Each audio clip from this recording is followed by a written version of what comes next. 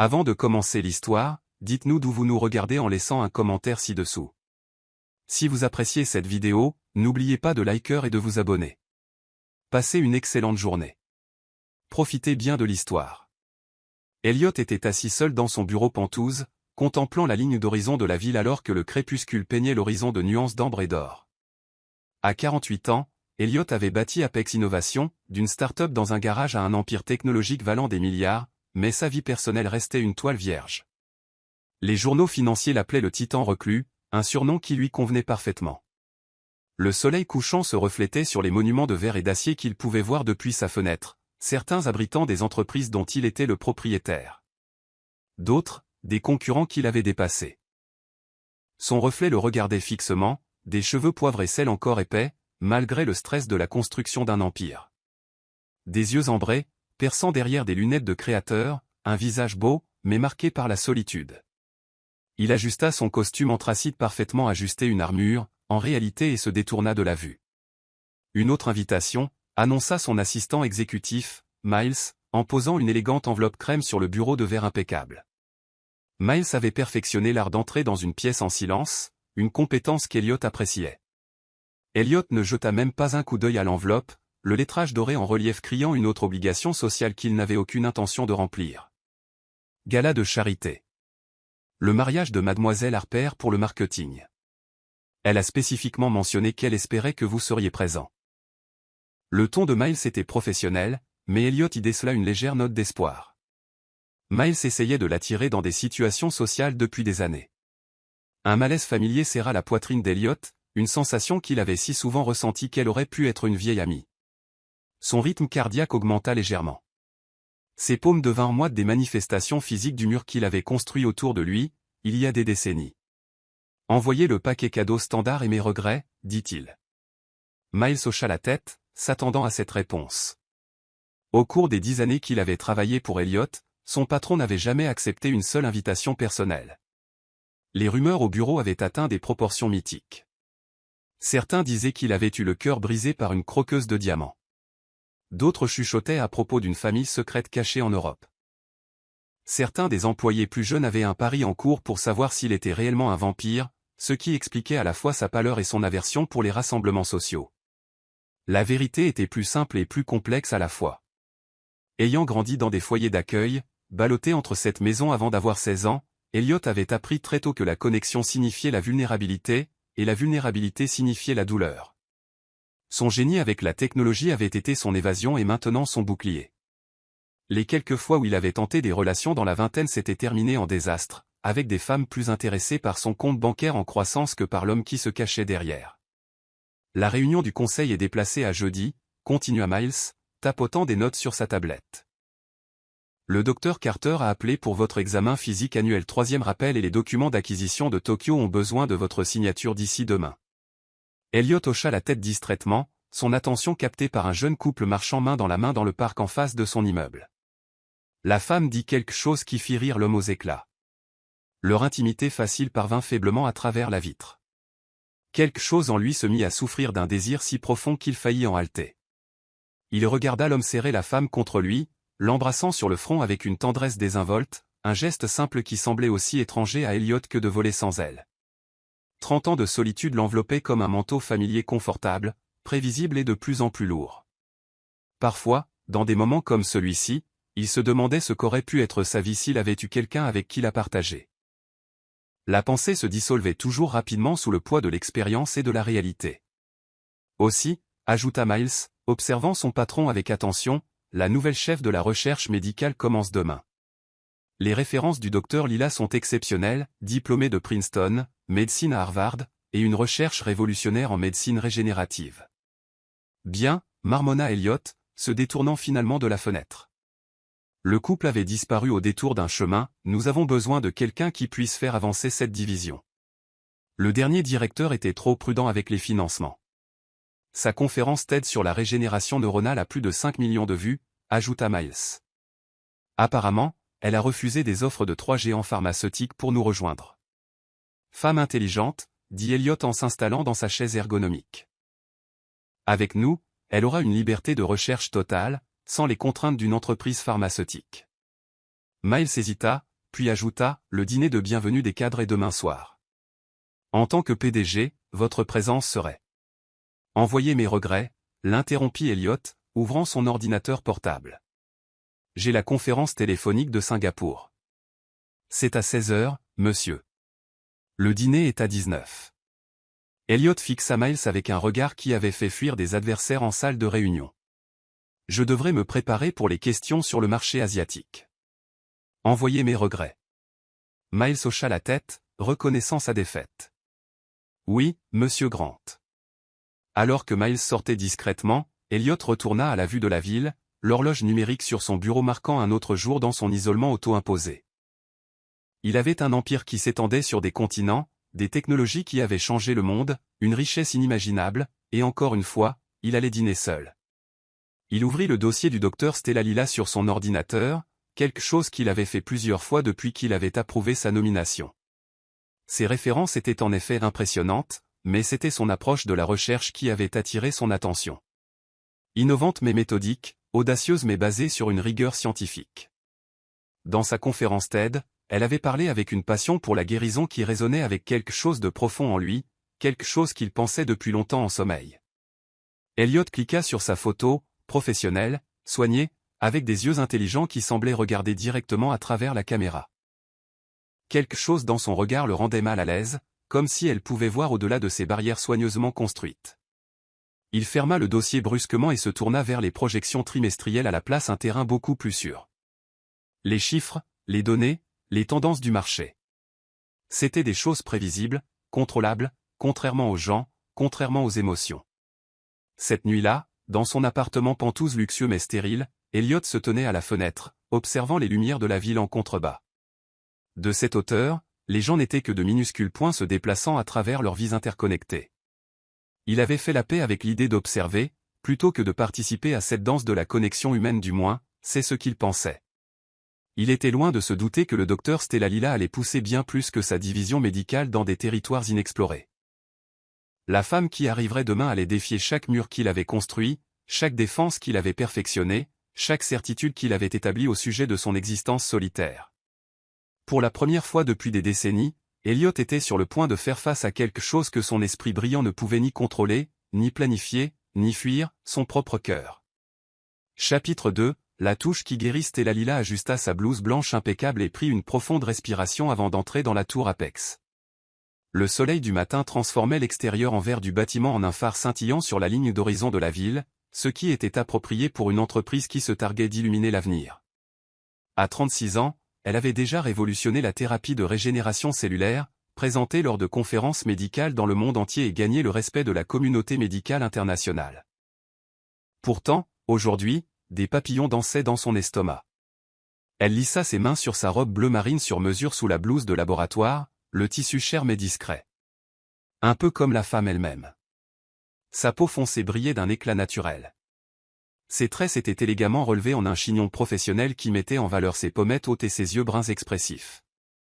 Autour de son cou pendait un petit pendentif, un cadeau de sa mère, avant que le cancer ne l'emporte trop tôt. Diriger la division de recherche médicale d'Apex représentait plus qu'une progression de carrière, c'était personnel. Les ressources de l'entreprise pourraient aider sa recherche à atteindre les patients plus rapidement, y compris ceux souffrant de maladies comme celle de sa défunte mère. Cette connexion avait guidé chaque étape de son parcours académique et professionnel. Le trac du premier jour, demanda le gardien de sécurité avec un sourire aimable alors qu'il lui délivrait son badge. C'est si évident que ça. Stella rit, sa voix mélodieuse portant à travers le hall de marbre. Tout le monde les a, même le grand patron lui-même, même si c'était bien avant mon temps. Le gardien lui tendit le badge en faisant un clin d'œil. Mais entre nous, vous n'avez pas de souci à vous faire. Votre réputation vous précède, docteur Lila. Stella sourit, mais se demanda en son fort intérieur ce que sa réputation impliquait exactement. Son bilan de recherche exceptionnel, ou peut-être les chuchotements qui suivent les femmes qui réussissent dans des domaines dominés par les hommes, les suppositions sur les personnes qu'elle aurait pu connaître, plutôt que sur ce qu'elle savait réellement. Ce matin, son chauffeur de taxi avait reconnu le logo d'Apex sur sa lettre d'offre.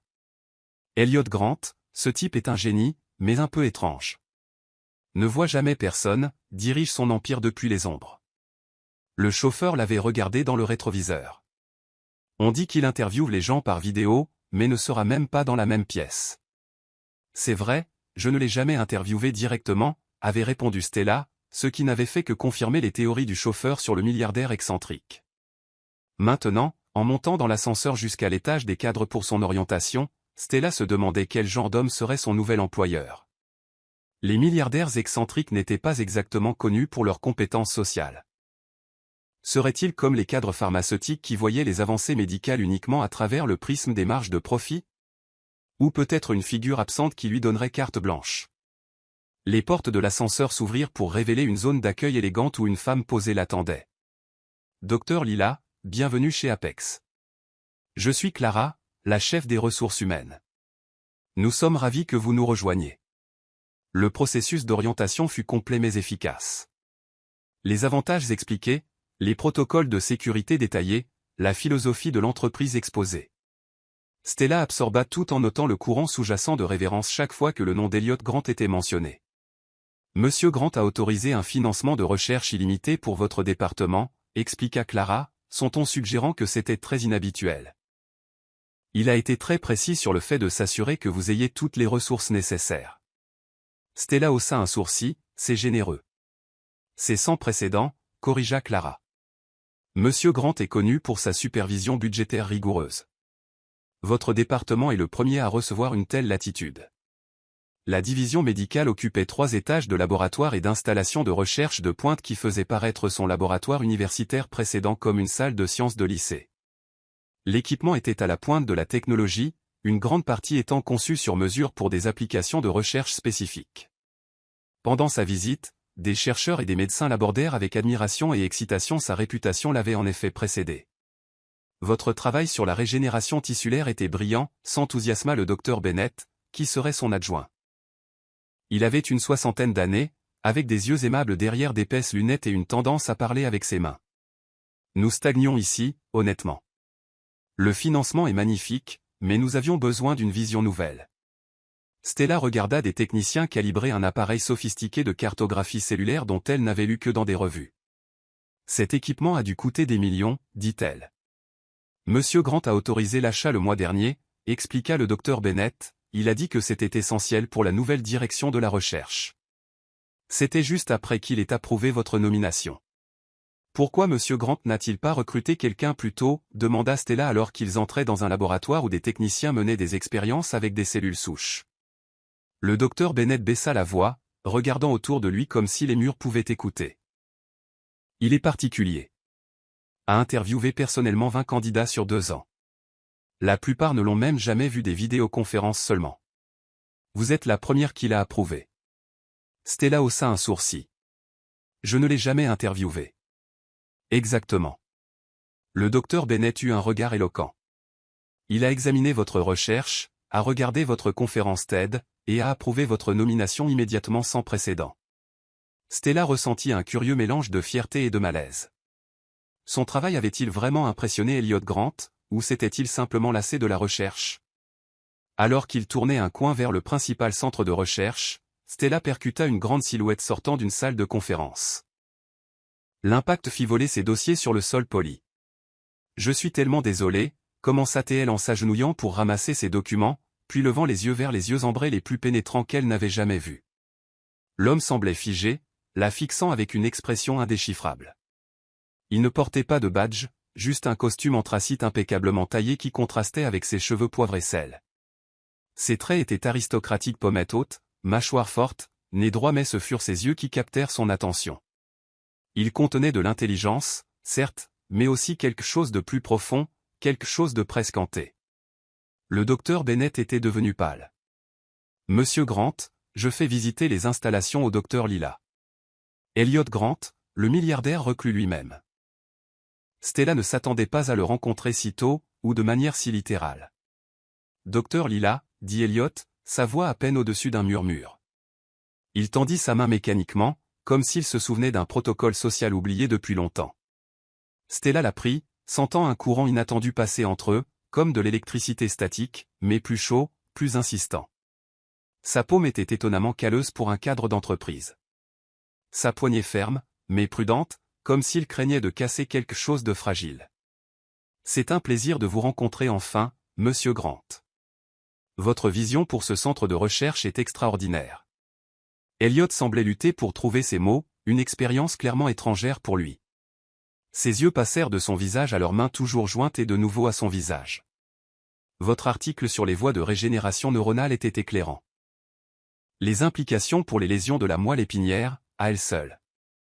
Il s'interrompit, relâchant sa main brusquement. Un muscle tressaillit dans sa mâchoire, comme s'il menait une bataille interne. Avant que Stella ne puisse répondre, Elliot hocha la tête sèchement et continua dans le couloir, son assistant se dépêchant pour suivre son rythme. Elle ne put s'empêcher de remarquer comment les autres employés se plaquaient contre les murs à son passage, leurs expressions un mélange de stupeur et de terreur. « Eh bien » souffla le docteur Bennett, aidant Stella avec les derniers de ses papiers éparpillés. C'était inhabituel. Il parle rarement directement à qui que ce soit, et encore moins pour complimenter leur travail. Stella regarda la silhouette d'Elliot s'éloigner. Sa curiosité grandit. Un homme intéressant. Plus intéressant encore, dit le docteur Bennett, c'est qu'il a lu votre recherche. Monsieur Grant supervise des dizaines d'entreprises. Il a dû étudier votre travail attentivement. Stella sourit pensivement. Alors j'espère qu'il est prêt pour mes propositions. J'ai de grands projets pour cette division. Le reste de la journée passa dans un flou d'introduction et de visite d'installation. En soirée, la tête de Stella bourdonnait de possibilités pour des directions de recherche et des collaborations. Elle fut la dernière à partir, révisant les protocoles de laboratoire jusqu'à ce que la sécurité lui rappelle gentiment l'heure. Dehors, l'air de la nuit était frais sur sa peau. Stella refusa une voiture de société, préférant marcher quelques pâtés de maison pour s'éclaircir les idées avant de héler un taxi. Alors qu'elle se promenait devant des boutiques et des restaurants haut de gamme, ses pensées revinrent à sa brève rencontre avec Elliot Grant.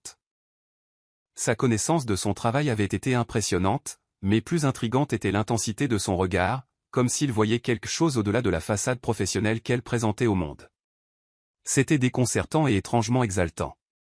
Passant devant un kiosque à journaux, Stella remarqua un magazine d'affaires avec la photo d'Elliot en couverture. Le bâtisseur d'Empire Invisible, proclamait le titre.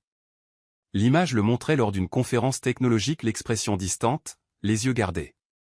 Rien à voir avec la vulnérabilité momentanée qu'elle avait entrevue aujourd'hui.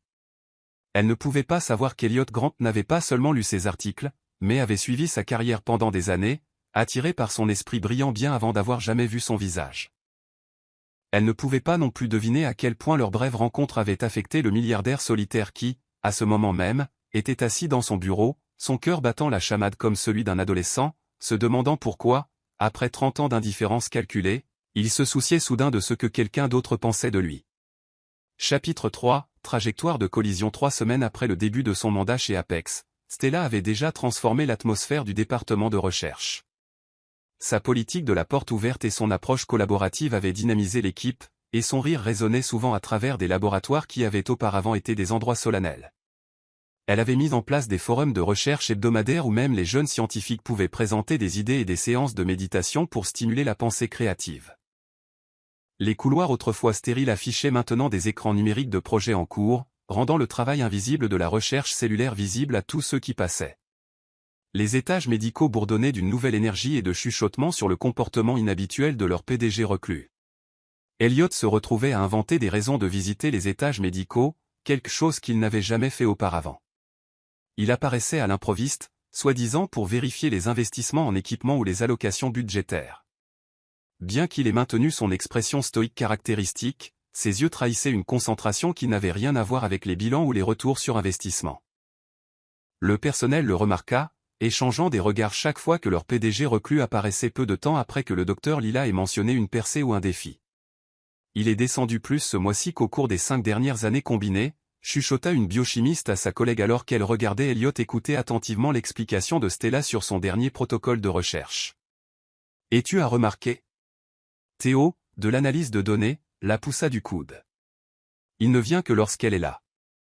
Hier, il m'a posé des questions sur son emploi du temps de recherche. Elliot Grant, posant des questions sur l'emploi du temps de quelqu'un d'autre? L'homme qui a passé 3 semaines sans parler à personne, sauf à son assistant. Stella resta inconsciente des commérages du bureau, se concentrant entièrement sur son travail. Quand Elliot apparaissait pendant ses présentations, posant des questions incisives qui révélaient sa profonde compréhension de sa recherche. Elle ne voyait qu'un PDG dévoué avec une formation scientifique impressionnante. Ces questions stimulaient sa réflexion, la poussant à affiner des approches qu'elle aurait pu autrement négliger.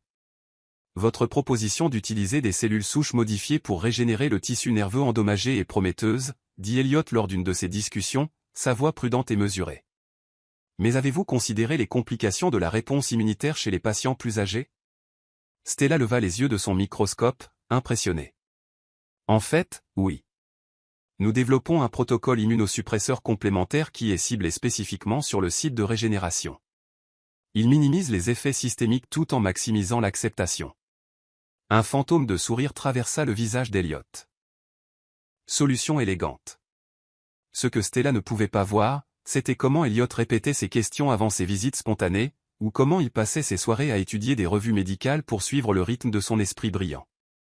Elle ne remarqua pas comment ses yeux suivaient ses mouvements, comment il se penchait légèrement vers elle quand elle parlait, ou comment son visage normalement impassible s'adoucissait en sa présence. Miles, cependant, le remarqua. Après une réunion où Elliot avait approuvé la demande de budget de Stella sans une seule question, sans précédent dans l'histoire de l'entreprise, Nota Teil, son fidèle assistant, aborda le sujet.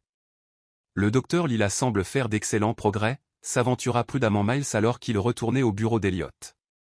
Son travail est exceptionnel, répondit Elliot avec neutralité. Vous vous êtes intéressé personnellement à son département.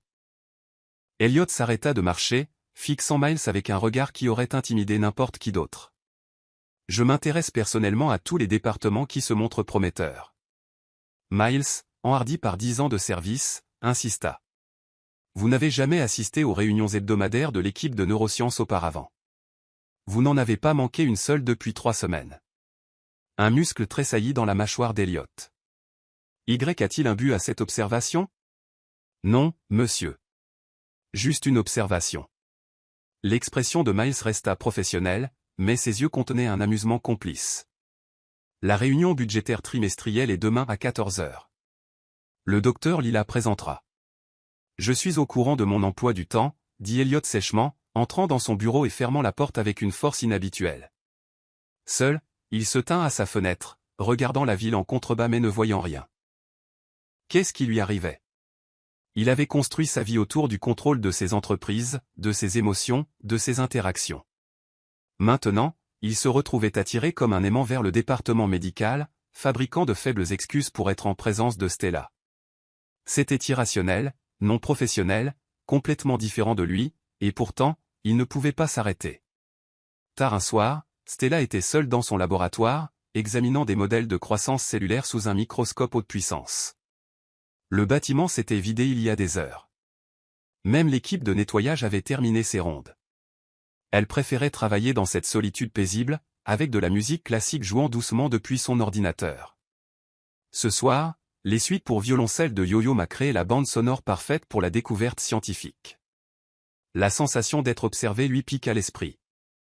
Elle leva les yeux et trouva Elliot debout dans l'embrasure de la porte, hésitant à entrer. Il ne portait pas de veste de costume. Sa chemise blanche impeccable avait les manches retroussées, révélant des avant-bras étonnamment musclés. Sans son armure d'entreprise, il avait l'air presque accessible. Monsieur Grant, le salua-t-elle avec un sourire chaleureux. Il est presque minuit. Je pensais que j'étais la seule accro au travail ici. Elliot entra dans le laboratoire, maladroit mais déterminé. Docteur Lila, votre proposition de séquence d'éclairage est passée par mon bureau. Elle est innovante. Merci. Elle lui fit signe de s'asseoir sur le tabouret à côté du sien. Voudriez-vous voir les résultats préliminaires? À sa surprise, il s'assit, assez près pour qu'elle puisse sentir son eau de Cologne quelque chose de subtil et boisé, avec des notes de bois de santal. Alors qu'elle expliquait ses découvertes, leurs épaules se touchaient presque alors qu'il regardait dans le microscope. Elle remarqua les fines lignes autour de ses yeux, preuve d'années passées à scruter les détails. Ses mains étaient stables alors qu'il ajustait la mise au point. Pas les mains douces d'un cadre qui ne touche que des claviers, mais des mains qui avaient construit des choses. Vous avez une formation en ingénierie, dit-elle. Ce n'était pas une question, mais une observation. Elliot la regarda, surpris. Comment avez-vous su? La façon dont vous manipulez l'équipement. Vous comprenez la mécanique, pas seulement la théorie. Un soupçon de sourire se dessina sur sa bouche. J'ai construit les prototypes de ma première entreprise moi-même. Je ne pouvais pas me permettre d'embaucher des ingénieurs. L'homme qui s'est fait tout seul n'est pas qu'un cliché dans votre cas. Leurs mains se frôlèrent alors qu'elle ajustait la mise au point fine du microscope, et Elliot recula comme s'il avait été brûlé. « Tout va bien ?» demanda-t-elle, remarquant que sa respiration s'était accélérée. « Bien », répondit-il avec raideur, l'ouverture momentanée s'évanouissant. « Je viens de me souvenir d'un autre engagement. » Il se leva brusquement et se dirigea vers la porte, puis fit une pause sans se retourner. « Votre travail est exceptionnel, Dr Lila. Quelles que soient les ressources dont vous avez besoin, elles sont à vous. » Avant qu'elle ne puisse le remercier, il était parti, ne laissant derrière lui que le parfum persistant de son eau de Cologne et un mélange confus d'émotions. Stella regarda fixement l'embrasure de la porte, perplexe face à son brusque passage de collègue engagé à cadre distant en l'espace de quelques secondes. Le lendemain, le budget de Stella fut doublé sans explication. Un nouvel assistant arriva avec le message que « Monsieur Grant pense que votre calendrier de recherche peut être accéléré avec du personnel supplémentaire. » Ce qu'elle ne pouvait pas voir, c'était Elliot dans son bureau après. Faisant les 100 pas comme un tigre en cage pendant que Miles le regardait avec stupéfaction. « Je ne peux pas me concentrer », marmonna Elliot, passant une main dans ses cheveux habituellement impeccables. « C'est ridicule. Je me comporte comme un adolescent. » Miles n'avait jamais vu son patron aussi défait. « Peut-être que vous devriez simplement inviter le docteur Lila à dîner. » Elliot s'arrêta en plein mouvement. « Ne soyez pas absurde. Elle est brillante, accomplie, belle. Et vous êtes un génie, un milliardaire, un philanthrope, fournit Miles sèchement. Inapte socialement, corrigea Elliot, s'asseyant sur sa chaise avec une lourdeur inhabituelle. La dernière fois que j'ai invité une femme à dîner, c'était en 1994, et ce fut un désastre. De plus, elle travaille pour moi. Ce serait inapproprié. Miles soupira. Avec tout le respect que je vous dois, monsieur, vous êtes propriétaire de l'entreprise. C'est vous qui faites les règles. Elliot écarta la suggestion d'un geste de la main, mais la graine était plantée. Pour la première fois depuis des décennies, Elliot s'était surpris à penser à autre chose qu'aux affaires, et cela le terrorisait. Ce soir-là, Elliot était assis seul dans son pentouse, un verre de scotch rare à la main, contemplant les lumières de la ville en contrebas. Dans son armoire de salle de bain se trouvait une prescription pour des médicaments anti-anxiété. Il ne s'était jamais enorgueilli de sa ténacité, l'avait toujours fait l'emporter sur l'aide pharmaceutique.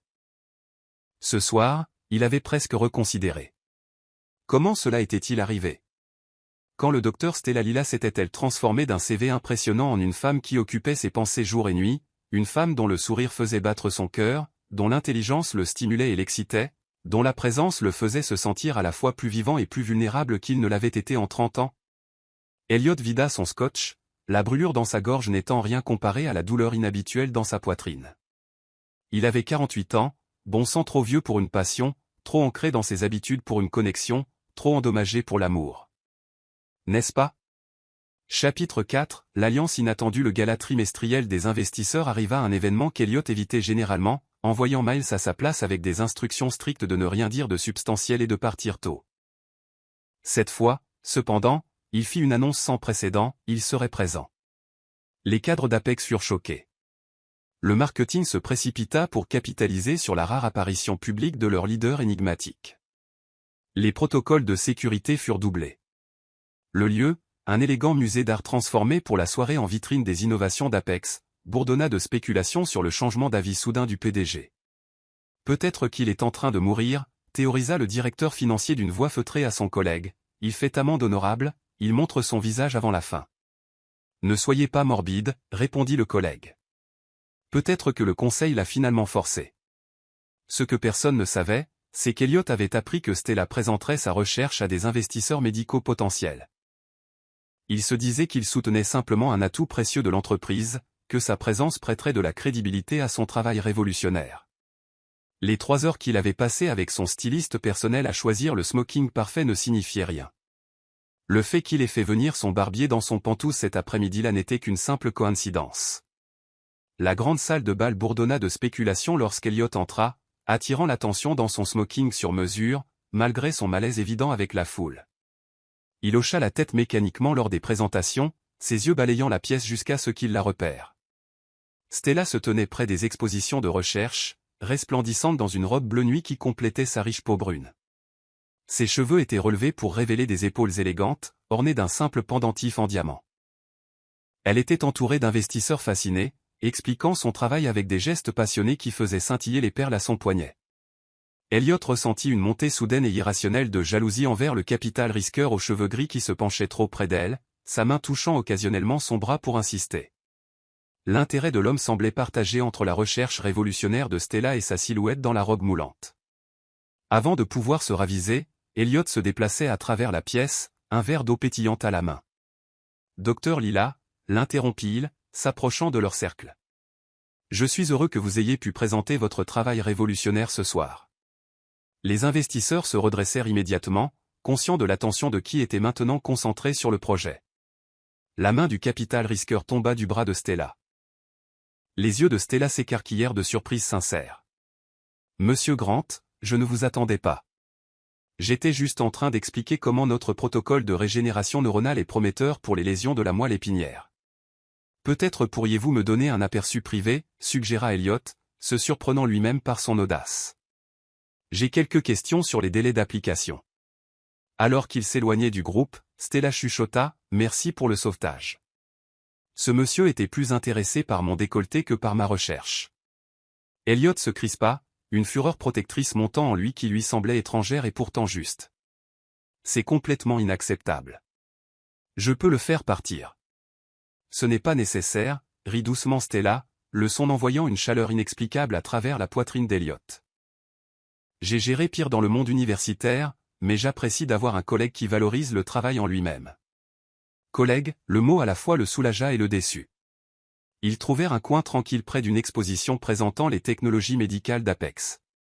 Un hologramme interactif affichait les voies neuronales, la lumière bleue projetant une lueur éthérée sur les traits de Stella. Pour la première fois, Elliot se sentit à l'aise dans un cadre social alors qu'il discutait de sa recherche, les détails techniques fournissant un territoire sur qui laissa progressivement la place à une conversation plus personnelle. Lorsque Stella mentionna un lien personnel avec son travail, la mort de sa mère d'une maladie dégénérative qui aurait pu être traitable avec les thérapies régénératives d'aujourd'hui, Elliot la surprit en partageant que son propre père adoptif avait souffert de la même maladie. C'est pour cela qu'Apex investit si massivement dans la recherche médicale, demanda-t-elle, étudiant son visage avec une nouvelle compréhension. Elliot hocha la tête, faisant tourner distraitement son verre d'eau, bien que je n'ai jamais dit cela à personne. Leurs yeux se rencontrèrent et un moment de compréhension passa entre eux. Le reste du gala s'estompa alors qu'ils parlaient de plus que de médecine, des livres qu'ils avaient lus, des endroits où ils avaient voyagé, de la musique qu'ils aimaient. Elliot se surprit à rire sincèrement pour ce qui lui sembla être la première fois depuis des années, lorsque Stella décrivit sa tentative désastreuse d'apprendre à skier.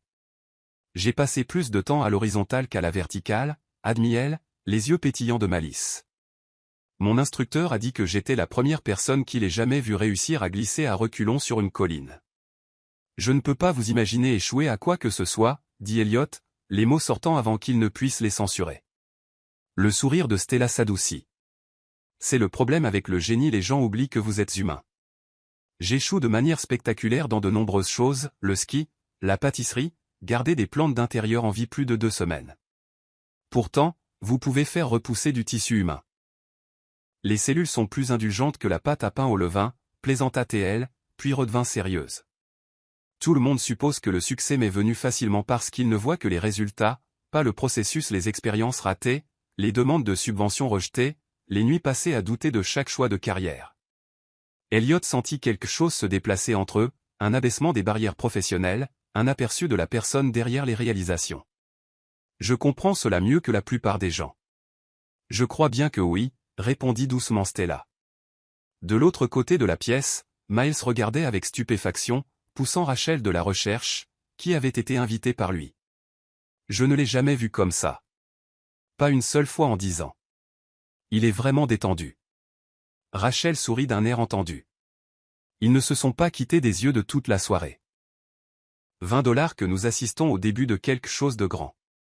Miles secoua la tête. Pas de pari.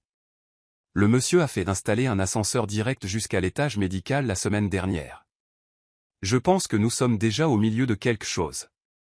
À la fin de la soirée, Elliot raccompagna Stella jusqu'à sa voiture, une chevalerie inattendue qui laissa son équipe de sécurité se précipiter pour ajuster leur protocole. J'ai apprécié notre conversation, dit Stella alors qu'ils atteignaient son véhicule, une hybride modeste qui témoignait de sa nature pratique. Vous n'êtes pas du tout ce que les gens disent. Elliot haussa un sourcil. Que disent-ils? Que vous êtes brillant, mais froid, distant, inabordable. Elle sourit, le clair de lune scintillant dans ses yeux. Ils ont tort sur au moins deux de ces choses. Avant qu'Elliot ne puisse répondre, elle se pencha et l'embrassa sur la joue, ses lèvres chaudes contre sa peau. Bonne nuit, monsieur Grant. Elliot, corrigea Théil, sa voix plus rauque que prévu. S'il vous plaît. Son sourire s'élargit. Bonne nuit, Elliot. À demain. Il resta figé dans le parking longtemps après que ses feux arrière aient disparu, sa main touchant l'endroit où ses lèvres avaient été. Son équipe de sécurité garda une distance discrète, bien qu'il puisse imaginer leur confusion face à son comportement inhabituel. Dans son pantouse cette nuit-là, Elliot se tint à sa fenêtre, observant les lumières de la ville. Pour la première fois en 30 ans, la vue lui parut solitaire plutôt que paisible. Il pensa à Stella, à son intelligence, à sa compassion, à sa capacité à le faire se sentir vu plutôt que simplement observé. La façon dont ses yeux se plissaient quand elle riait, le parfum subtil de son parfum quelque chose avec des notes de jasmin et de vanille. Son téléphone sonna avec un message texte inhabituel à cette heure. C'était de Stella. Merci d'avoir rendu cette soirée supportable. Vos idées sur la connectivité neuronale m'ont fait repenser notre approche. Je vous envoie le protocole révisé, faites-moi savoir ce que vous en pensez. Elliot sourit à l'écran, tapant une réponse avant de pouvoir y réfléchir trop, heureux d'avoir pu aider. Je le réviserai d'ici demain matin, et merci d'avoir fait d'un événement que j'évite habituellement la meilleure soirée que j'ai eue depuis des années. Son doigt resta suspendu au-dessus du bouton d'envoi pendant une minute entière avant qu'il n'appuie dessus, son cœur battant ridiculement. Quand sa réponse arriva un simple visage souriant avec Urieur, il ressentit une absurde montée de bonheur. Elliot Grant, qui avait bâti un empire technologique par une concentration impitoyable et un détachement émotionnel, s'endormit cette nuit-là en pensant non pas au cours de la bourse ou aux parts de marché, mais au sourire d'une brillante docteure et à la possibilité que 30 ans de solitude soient peut-être enfin sur le point de prendre fin. Le changement chez Elliot fut subtil mais indéniable. Il commença à prendre son déjeuner au café de l'entreprise plutôt que dans son bureau. Il assistait à des réunions de département qu'il avait auparavant déléguées. Il utilisait les escaliers occasionnellement, prétextant que c'était pour faire de l'exercice, bien que les employés remarquassent que ses parcours de remise en forme le menaient inévitablement devant le département de recherche médicale. Il souriait même occasionnellement, une expression authentique qui transformait ses traits austères et faillit faire s'évanouir une stagiaire de choc. Le plus révélateur était sa garde-robe. L'homme qui avait porté des costumes anthracites identiques pendant une décennie affichait soudain une gamme de couleurs des bleus marines, des gris subtils, même une cravate bordeaux qui faisait ressortir la chaleur de ses yeux ambrés. Ses cheveux, auparavant coupés avec précision toutes les 2 semaines, arboraient maintenant un style légèrement plus doux qui le faisait paraître des années plus jeune. Le moulin à rumeurs du bureau fonctionnait à plein régime. Des chuchotements suivaient Elliot dans les couloirs, les théories allant d'un diagnostic terminal expliquant son soudain désir de vivre à un parasite cérébral altérant la personnalité expliquant sa sociabilité sans précédent.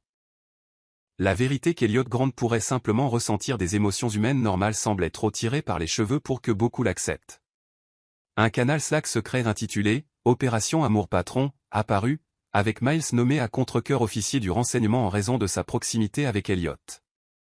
Les membres principaux du complot Rachel de la recherche, Théo de l'informatique, Nora des RH et maintenant Miles se rencontraient régulièrement dans la salle de pause oubliée du 8e étage pour comparer leurs notes et élaborer des stratégies. Il m'a demandé si la cravate bleue ou la bordeaux était plus belle hier, rapporta Miles lors d'une de ces réunions, encore déconcerté par le souvenir. Quand j'ai demandé quelle était l'occasion, il a marmonné quelque chose à propos d'une révision de département en médecine. Rachel sourit, trempant un biscuit dans son café. Il a porté la bleue. Stella a mentionné qu'elle faisait ressortir ses yeux. Vous surveillez leur conversation maintenant? Demanda Miles, alarmé. S'il vous plaît, Rachel fit un geste de la main dédaigneux, je travaille dans le laboratoire d'accent grave côté, les murs sont en verre. Je n'espionne pas, j'observe. Nora, la romantique du groupe, soupira rêveusement. Ils sont parfaits l'un pour l'autre. Elle est si chaleureuse et ouverte, et lui. Eh bien. Il a besoin de ça. Mais ils sont tous les deux complètement ignorants, souligna Théo, ses doigts s'envolant sur sa tablette alors qu'il programmait quelque chose. Le patron la regarde comme si elle avait accroché la lune, mais se referme chaque fois qu'elle s'approche trop. Et elle pense qu'il est juste un PDG de soutien. C'est là que nous intervenons, déclara Nora, se penchant en avant de manière conspiratrice. Elliot Grant a tout donné pour construire cette entreprise. Il est temps que nous lui rendions quelque chose comme un coup de pouce vers le bonheur. Miles s'agita inconfortablement. Je ne suis pas sûr que nous devrions nous mêler de la vie personnelle du patron. Nous ne nous mêlons pas, corrigea Nora. Nous facilitons. Grosse différence. Leur première tentative organisait Elliot et Stella comme co-présentateurs pour une conférence sur la technologie médicale échoua, de manière spectaculaire, quand Elliot, paniqué à l'idée de parler en public aux côtés de Stella, envoya Miles à sa place avec une excuse bancale à propos d'une réunion de conseil d'urgence. Je vous avais dit qu'il n'était pas prêt pour ce niveau d'exposition, réprimanda Miles. Ce type est nerveux quand il commande un café si la barista est trop séduisante. Vous vouliez le mettre sur scène avec la femme avec qui il peut à peine former des phrases? Leur deuxième tentative impliquait un dysfonctionnement d'ascenseur inventé de toutes pièces qui piégea Elliot et Stella entre les étages pendant 20 minutes. Bien qu'ils aient eu une conversation, l'Elliot pragmatique passa la plupart du temps au téléphone avec la maintenance, exigeant une action immédiate et menaçant de licenciement si le problème n'était pas résolu rapidement. Mon moment de gloire en tant qu'ingénieur en informatique, se lamenta Théo par la suite, utilisant mes compétences pour pirater le système d'ascenseur, et il passe tout le temps au téléphone au lieu de faire un pas, il nous faut quelque chose de plus organique, insista Rachel après ses échecs. Quelque chose qui les force à se voir comme des personnes, pas des collègues. Pendant ce temps, inconscients du complot qui se formait autour d'eux, Elliot et Stella continuaient leur danse professionnelle. Leurs interactions restaient en grande partie axées sur le travail, bien que des détails personnels occasionnels se glissent à travers les fissures de leur façade professionnelle. Stella apprit qu'Elliot jouait du piano classique, un passe-temps qu'il avait gardé depuis les foyers d'accueil de son enfance, où il lui offrait une échappatoire à des environnements chaotiques. Elliot découvrit la passion de Stella pour l'observation des étoiles, héritée de son père astronome. De petits cadeaux commencèrent à apparaître sur le bureau de Stella, un texte médical rare qu'elle avait mentionné vouloir lire, un microscope spécialement calibré qui rendait sa recherche plus facile, un télescope pour la fenêtre de son bureau qui apparut mystérieusement après qu'elle ait commenté la vue dégagée du ciel nocturne depuis l'étage médical. Stella ne mentionna jamais ces cadeaux lors de leur réunion, laissant Elliot incertain si elle les appréciait ou les trouvait intrusifs. Son incertitude le faisait se retirer périodiquement, créant un schéma frustrant d'approche et de retrait qui les laissait tous les deux confus. L'opportunité pour l'équipe d'opération Amour Patron se présenta lorsque Stella proposa une retraite de recherche d'un week-end pour finaliser le projet majeur de son équipe. Le centre de recherche en montagne, un lodge de luxe qu'Elliot avait construit pour des groupes de réflexion de cadres et qui était rarement utilisé, fournirait le cadre parfait pour un travail concentré sans les distractions de la ville. Miles, maintenant pleinement engagé dans le complot malgré ses réserves initiales, convainquit Elliot que sa présence était essentielle. Les investisseurs de Tokyo ne libéreront la dernière tranche de financement qu'avec votre approbation directe des protocoles, mentit-il en douceur, maintenant un contact visuel avec une aisance rodéo. C'est juste 2 jours au centre de recherche en montagne. Ne peuvent-ils pas approuver à distance? Demanda Elliot, bien que Miles remarqua qu'il vérifiait déjà son calendrier. Ils ont spécifiquement demandé une supervision en personne, quelque chose à propos de précédents investissements dans une technologie similaire qui n'ont pas donné les résultats escomptés. Ils font confiance à votre jugement scientifique. Miles marqua une pause stratégique. Bien sûr, si vous êtes mal à l'aise de travailler aux côtés du docteur Lila pendant si longtemps. Je n'ai pas dit ça, répondit rapidement Elliot. Je suis parfaitement capable de maintenir des limites professionnelles. Bien sûr, monsieur, acquiesça Miles, cachant son sourire. Je vais faire les arrangements. Ce qu'Elliot ne savait pas, c'est que la retraite d'équipe avait été réduite par des urgences et des conflits fabriqués jusqu'à ce que seul lui et Stella y assistent, le reste rejoignant par vidéoconférence, qui échouerait mystérieusement en raison d'interférences météorologiques orchestrées par Théo. Stella était tout aussi dupée, on lui avait dit qu'Elliot amenait des investisseurs potentiels qui avaient besoin d'intimité et de discrétion. La culture d'affaires japonaise valorise les connexions personnelles, lui expliqua Nora. Monsieur Grant pense que votre recherche mérite leur soutien financier total.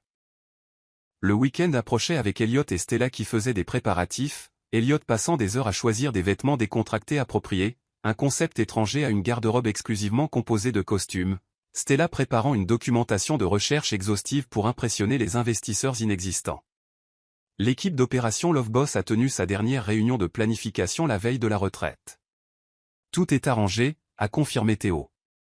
L'Internet va mystérieusement tomber en panne vendredi soir. La réception de téléphone portable sera au mieux médiocre. Le chef préparera un dîner romantique pour deux, au lieu du buffet qu'ils attendent. Et j'ai programmé les cheminées pour qu'elles s'allument automatiquement au coucher du soleil, parce que rien ne dit plus le romantisme que la lueur d'un feu. La cave à vin est remplie de millésimes spécialement sélectionnés pour accompagner leur dîner, a ajouté Rachel. Et je me suis assuré que la musique préférée de Stella soit la seule option sur le système de son. Soit ça va fonctionner à merveille, soit on va tous se faire virer, a observé Miles sèchement. Nora a souri avec assurance. Faites-moi confiance, ils ont juste besoin du bon environnement. Le reste se fera tout seul.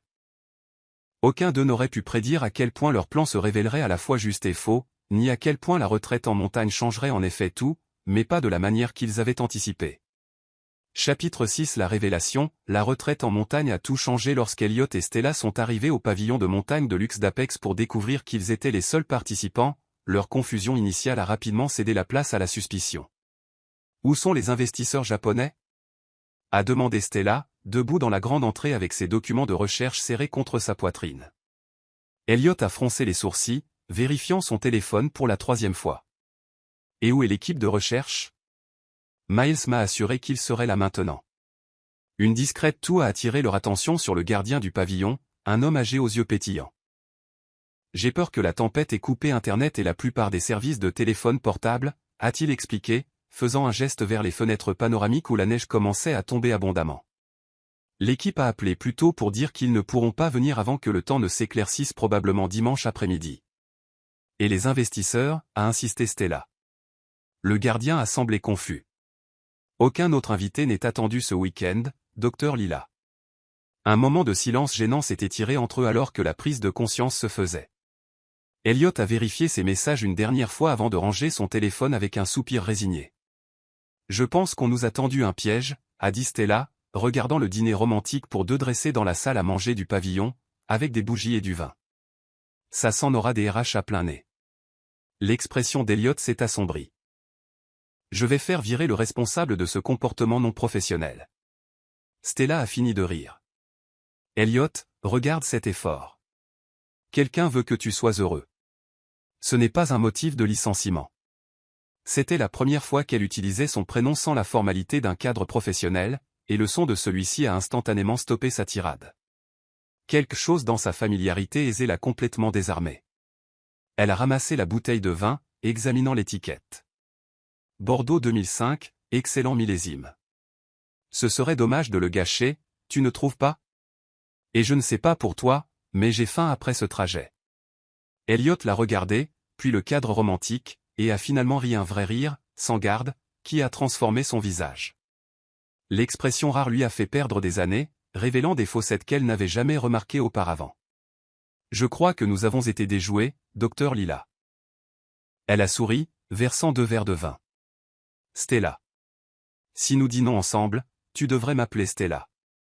Stella, a-t-il répété, comme pour tester la sensation du nom sur sa langue. Ça te va bien lumineuse, extraordinaire. Leurs yeux se sont rencontrés à la lueur des bougies, et pour une fois, Elliot n'a pas détourné le regard. Le repas élaboré, clairement préparé avec des intentions romantiques, a servi de brise-glace naturelle. Alors qu'ils savouraient chaque plat, leur conversation a coulé plus facilement que l'un ou l'autre ne l'avait prévu. Loin du bureau, entourés par la nature sauvage et immaculée visible à travers les grandes fenêtres du pavillon, Elliot et Stella ont abandonné leur personnalité professionnelle. « As-tu toujours voulu être médecin ?» a demandé Elliot, faisant tournoyer le liquide rubis dans son verre. Stella a réfléchi à la question. « Pas toujours. » Tu as mentionné. Il a hoché la tête, une ombre traversant ses traits. Au moment où ils l'ont diagnostiqué, il n'y avait plus grand-chose à faire.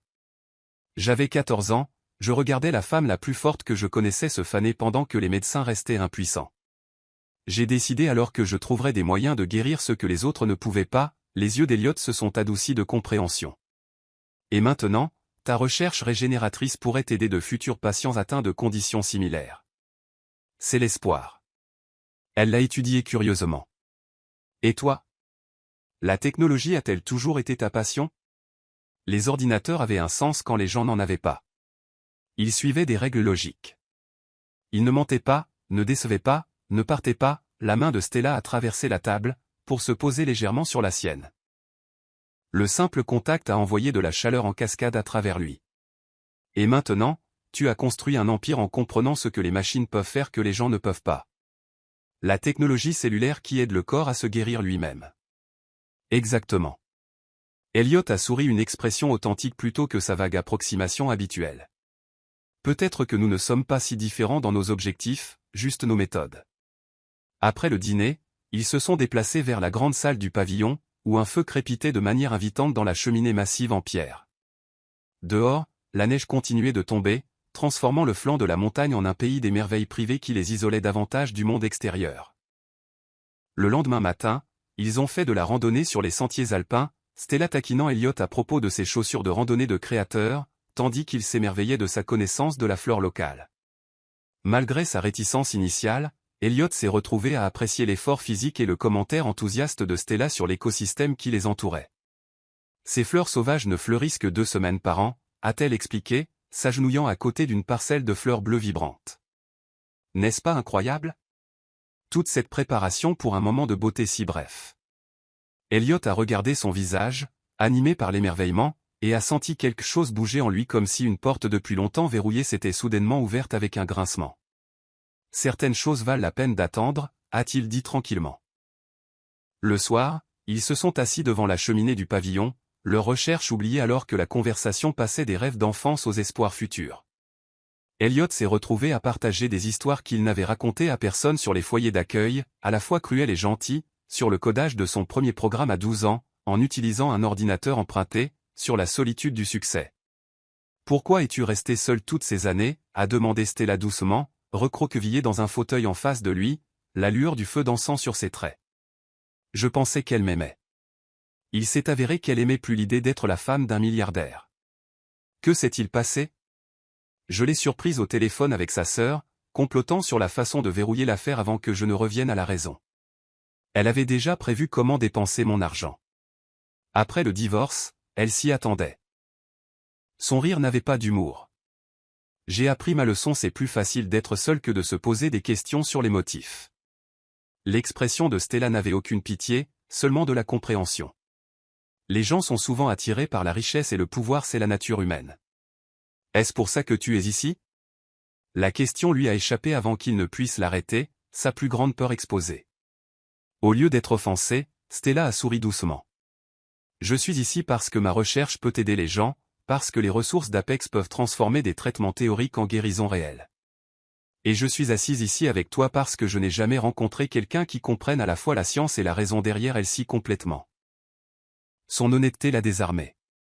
Quand elle s'est déplacée pour s'asseoir à côté de lui sur le canapé, la chaleur de sa proximité a brisé des barrières qu'il avait maintenues pendant des décennies. Je ne suis pas doué pour ça, a-t-il admis, sa voix rauque d'émotion. Les liens, les gens, tu mérites quelqu'un qui l'est. Stella a pris sa main dans la sienne. J'ai fréquenté des hommes doués pour ça, des hommes charmants qui disaient toutes les bonnes choses et ne ressentaient rien sous les mots. Je préfère la sincérité, même quand c'est gênant.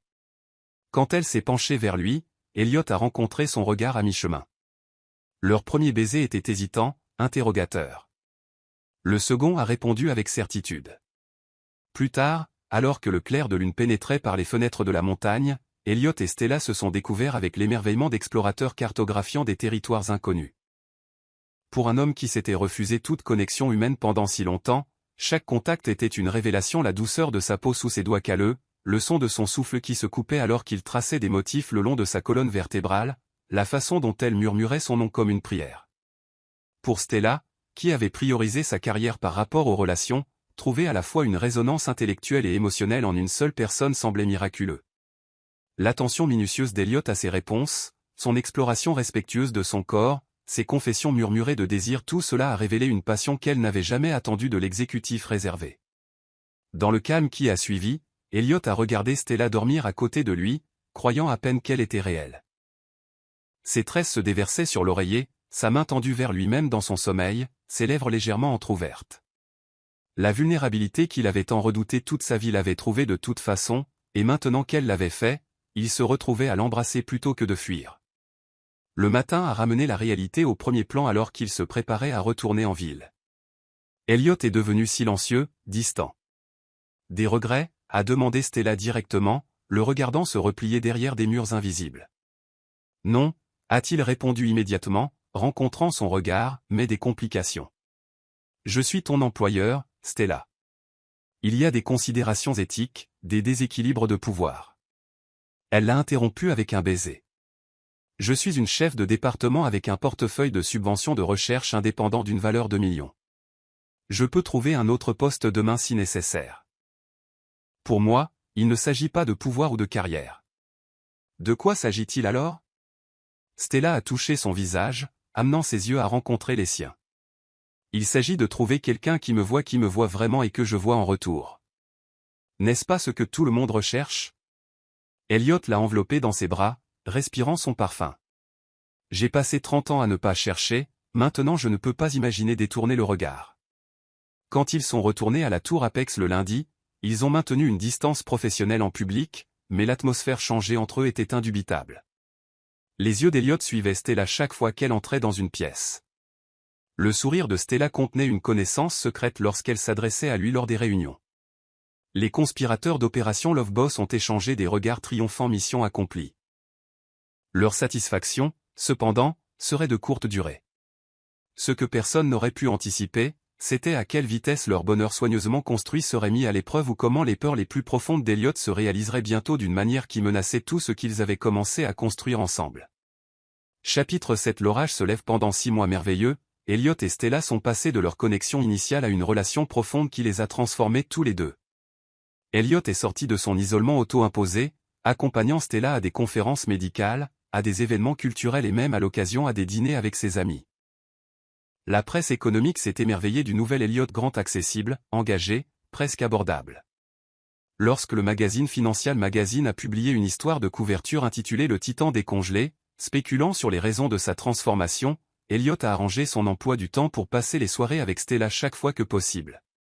Ils alternaient entre son penthouse minimaliste et son appartement chaleureusement éclectique, laissant progressivement des objets chez l'autre, ses lunettes de lecture sur sa table de nuit, son thé préféré dans son placard de cuisine, de petites infiltrations qui signalaient une permanence croissante. Stella a prospéré avec le soutien indéfectible d'Elliot, sa recherche progressant rapidement vers des essais cliniques. Leur partenariat intellectuel s'est avéré aussi puissant que leur partenariat émotionnel. De nombreuses soirées les trouvaient à débattre d'approches scientifiques autour de tables de dîner, ou en marchant dans la ville, les concepts théoriques circulant entre eux avec l'aisance de collaborateurs établis de longue date. Ils ont gardé leur relation professionnelle chez Apex, bien que toute l'entreprise le sache maintenant. Elliot a abordé cela directement, en mettant en œuvre des changements clairs dans la structure de rapport pour s'assurer que le département de Stella avait une surveillance objective par le biais du comité consultatif scientifique du conseil d'administration plutôt que directement par lui. Vous êtes bons l'un pour l'autre, a commenté Miles un soir alors qu'Elliot quittait le bureau à une heure raisonnable pour la première fois de mémoire. J'ai travaillé pour vous pendant 11 ans, et je ne vous ai jamais vu heureux avant maintenant. Elliot s'est permis un sourire, ajustant sa cravate bleu marine, la couleur préférée de Stella. Je ne savais pas ce qui me manquait. Cette nuit-là, dans l'appartement de Stella donnant sur la rivière, ils se sont assis sur son balcon, partageant une bouteille de vin alors que les lumières de la ville scintillaient en dessous d'eux. Elliot semblait pensif, regardant Stella alors qu'elle décrivait sa dernière percée de recherche. « Tu me fixes » a-t-elle noté avec amusement, rangeant une tresse égarée derrière son oreille. « J'apprécie » a-t-il corrigé, prenant sa main. Son pouce a tracé des cercles sur sa paume, un geste qui était devenu habituel. « Emménager avec moi. » Les yeux de Stella se sont élargis à la proposition inattendue. « Chez moi, chez toi, ou quelque part de nouveau qui est à nous » a continué Elliot, les mots s'enchaînant. « Je veux juste m'endormir à côté de toi chaque nuit et me réveiller avec toi chaque matin. » Stella a posé son verre de vin, ses yeux brillant au clair de lune. « Es-tu sûr? Tu as vécu seul pendant 30 ans, c'est un grand ajustement. » « Je suis sûr de toi, a dit Elliot simplement. Le reste n'est que de la logistique. Stella l'a embrassé profondément, puis a chuchoté, « Oui, un endroit qui est à nous. » Ils ont commencé à chercher des propriétés la semaine suivante, des appartements en penthouse, des maisons de ville de caractère, même une maison en banlieue avec un vrai espace de cour. Elliot, habitué à prendre des décisions unilatérales, s'est retrouvé à apprécier le processus collaboratif de trouver une maison ensemble. La vie semblait parfaite jusqu'à ce que Cassandra Vaughn revienne. L'ex d'Elliot avait épousé un aristocrate européen après leur rupture. Mais maintenant, fraîchement divorcée et de retour en Amérique, elle a vu la transformation d'Elliot dans les médias et a reconnu une opportunité. S'il ouvrait enfin son cœur, elle avait l'intention de reprendre sa position. Sa première tentative a eu lieu lors d'un gala de charité où Stella présentait la philanthropie médicale d'Apex. Cassandra s'est approchée d'Elliot alors que Stella était sur scène, se glissant dans le siège à côté de lui avec une grâce exercée. À 45 ans, elle restait frappante, svelte et élégante. Dans une robe de créateur qui coûtait plus que la voiture de la plupart des gens, ses cheveux blonds arrangés en un chignon artistique, ses traits chirurgicalement entretenus pour défier l'âge. « Tu as l'air merveilleux, Elliot » a-t-elle ronronné, son nuage de parfum l'enveloppant, le même parfum qu'elle avait porté il y a 15 ans. « Le bonheur te va bien. » Elliot s'est raidi, reconnaissant sa voix avant de se tourner. Cassandra inattendue. « J'ai suivi votre travail. Apex a grandi de manière impressionnante sous votre direction. » Sa main a effleuré son bras, de longs doigts ornés de diamants. « J'ai appris à connaître ce qui est vraiment important. » Elliot s'est éloigné de son toucher, les yeux fixés sur Stella au pupitre. « Je suis heureux de l'entendre. Si vous voulez bien m'excuser, je veux assister au reste de la présentation du docteur Lila. » Les yeux de Cassandra se sont rétrécis alors qu'elle suivait son regard vers Stella. « Bien sûr elle est brillante, dit-on, et tout à fait belle, bien que peut-être jeune pour une telle responsabilité. Il y a des murmures, vous savez, sur la façon dont elle a grimpé si vite. » La mâchoire d'Elliot s'est contractée, un muscle tressaillant sous la peau. Le docteur Lila a mérité sa position grâce à un talent et un dévouement extraordinaires. Quiconque suggère le contraire est mal informé ou malveillant. Cassandra a souri finement, des sourcils parfaitement dessinés s'arquant. Une telle loyauté, je me souviens quand tu me défendais de cette manière. Avant qu'Elliot ne puisse répondre, elle a glissé une carte de visite dans sa main, ses doigts s'attardant contre sa paume. Quand tu seras prêt à discuter du passé, et peut-être du futur, appelle-moi. Certaines connexions ne se brisent jamais vraiment, Elliot. Nous le savons tous les deux. Elliot a jeté la carte immédiatement. Son inconfort momentané a été remplacé par de la fureur face aux insinuations sur Stella. Mais le mal était fait. Cassandra avait été photographiée avec lui, et le matin, les tabloïds spéculaient sur une romance ravivée entre le milliardaire de la technologie et son ancienne flamme. Stella a vu les photos en ligne avant qu'Elliot ne puisse s'expliquer. Bien qu'elle lui fasse entièrement confiance, les images soigneusement inclinées pour suggérer l'intimité ont remué son insécurité la plus profonde qu'elle n'était qu'une phase dans la vie d'Elliot, qu'il retournerait éventuellement à son genre de femme, quelqu'un sans les complications d'une carrière exigeante, quelqu'un qui pourrait se concentrer entièrement sur le fait d'être Madame S. Elliot Grant. Ce n'est rien, l'a assuré Elliot, la trouvant dans son laboratoire tôt le lendemain matin. Cassandra s'est présentée sans être invitée. Je lui ai à peine parlé. Stella l'a cru, étudiant son visage avec ses yeux pénétrants qui voyaient toujours à travers ses défenses. Je sais, je te fais confiance. Mais la graine du doute avait été plantée non pas sur la fidélité d'Elliot, mais sur la question de savoir si leur monde était vraiment compatible à long terme, si le milliardaire timide et endommagé pourrait jamais se croire digne d'un amour honnête. La campagne de Cassandra est passée des réunions publiques coïncidentes à des approches directes. Elle a envoyé des notes manuscrites rappelant des moments privés de leur passé, a appelé sa ligne privée avec des urgences fabriquées, et même apparu à la tour Apex, demandant des réunions sur des investissements potentiels. Elle est délirante, a dit Elliot à Stella après chaque incident. Rien de ce qu'elle fait n'a d'importance pour moi. Ce qu'il ne réalisait pas, c'est que Cassandra travaillait simultanément sur un autre angle. Ayant échoué à planter un coin entre eux directement, elle a commencé à répandre des rumeurs dans les cercles médicaux sur la recherche de Stella, suggérant que ses résultats étaient exagérés et ses méthodes discutables. En tant que mondaine respectée avec des connexions dans toute la communauté de financement scientifique, les murmures de Cassandra avaient du poids. Les examens de subvention qui auraient dû être de routine ont commencé à revenir avec des questions sans précédent. Les partenaires de recherche potentiels sont devenus hésitants. C'est étrange. Stella a confié à Elliot un soir alors qu'ils préparaient le dîner ensemble dans la cuisine de son Penthouse. La Fondation Friedman veut soudainement des étapes de vérification supplémentaires qui ne figuraient pas dans les paramètres de la subvention d'origine, et Bremen Pharmaceuticals est devenu complètement silencieux à propos de notre partenariat. Elliot a levé les yeux des légumes qu'il coupait, le souci plissant son front. Des problèmes de timing? Peut-être des complications de fin d'année fiscale? Peut-être, a dit Stella, mais son expression est restée troublée. Ça semble juste coordonné d'une manière ou d'une autre. Stella n'a pas lié ses défis professionnels à Cassandra jusqu'à ce qu'un collègue mentionne avoir entendu des préoccupations d'un ami proche d'Elliot Grant. Apparemment, cette femme disait que tes résultats sur les cellules souches ne pouvaient pas être reproduits. Son collègue a expliqué avec malaise. Elle insinuait que tu avais peut-être manipulé les données pour la publication. La révélation que Cassandra minait activement sa carrière a dévasté Stella non pas parce qu'elle croyait qu'Elliot était impliqué, mais parce que cela a confirmé ses craintes que leur relation rendrait toujours ses réalisations suspectes. Son travail serait-il à jamais perçu à travers le prisme de sa connexion personnelle à Elliot? Lorsque Stella a confronté Elliot au sujet de l'ingérence de Cassandra, sa fureur froide a été immédiate. Je vais la détruire pour ça légalement, financièrement, socialement. Elle regrettera d'avoir jamais prononcé ton nom. Elliot a fait les 100 pas dans le salon de Stella, son téléphone déjà à la main, pour appeler ses avocats.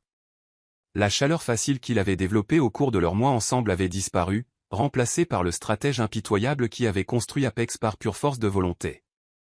C'est exactement ce dont j'ai peur, a dit Stella tranquillement, arrêtant son mouvement avec une main douce sur son bras. Ta défense, même si je t'aime pour ça, ne fait que renforcer la perception que j'ai besoin de ta protection et de ton influence. Qu'est-ce que tu veux que je fasse? Rien. A demandé Elliot, la confusion sincère dans ses yeux. La laisser attaquer ta réputation sans contestation? Je dois mener cette bataille moi-même, a insisté Stella. Mon travail doit se tenir sur ses propres mérites, pas sur ta défense de celui-ci. Leur première dispute sérieuse a dégénéré alors qu'Elliot luttait pour comprendre pourquoi Stella ne le laissait pas utiliser son pouvoir considérable pour résoudre le problème immédiatement. Son besoin de protéger en conflit avec son besoin d'indépendance. Tu ne comprends pas de quoi elle est capable, a argumenté Elliot, passant une main dans ses cheveux par frustration. Elle a des connexions dans toute la communauté scientifique. Elle est impitoyable, manipulatrice. Et je suis censée être impuissante face à ça, a riposté Stella, sa voix montant de manière inhabituelle.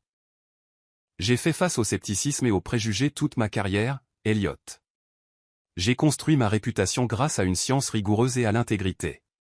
Si je te laisse mener cette bataille pour moi, je valide chaque murmure selon lequel j'ai réussi grâce à des connexions plutôt qu'au mérite.